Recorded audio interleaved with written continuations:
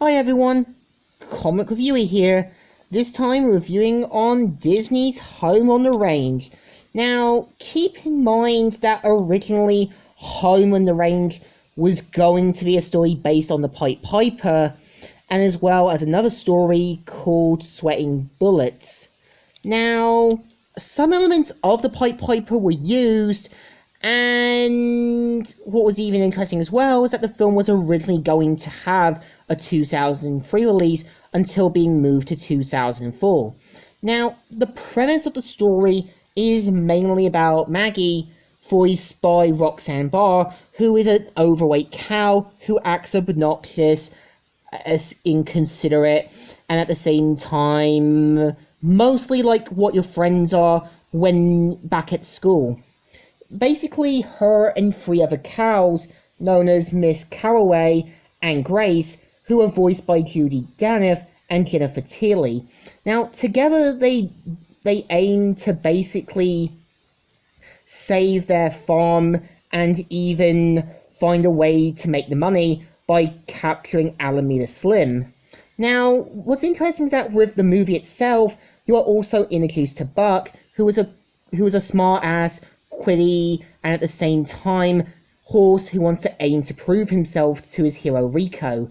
Now, I wouldn't call Buck a bad character, he's just a guy aiming to prove himself, and given the fact that usually when we meet our heroes, we want to prove ourselves, but there's more truth to Rico than there is, and you can tell Buck is a good guy, but sometimes he just lets his ego get to him. Now, with Alameda Slim's character is that he's meant to be this overweight, more kind of dastardly villain who's up to capturing cows and sell them off and get different lands. I think what makes him an interesting villain is that his goal isn't taking over the world. It isn't basically after losing a family member. He's just doing this to try and start to basically get back at people who kicked him out of different ranches. And this is kind of like when someone loses their job and they aim to make their own job to get back at their former employees, much like Thomas McGregor in Peter Rabbit and much like Hank Pym in Ultimate Avengers. What's actually interesting is that Alameda Slim is voiced by the same guy who played Cousin Eddie in the National Lampoon's films. Now, I do admit the film isn't too bad. It has a nice western atmosphere, and the story, the animation, and even the movement remind me a bit of a Tex Avery cartoon.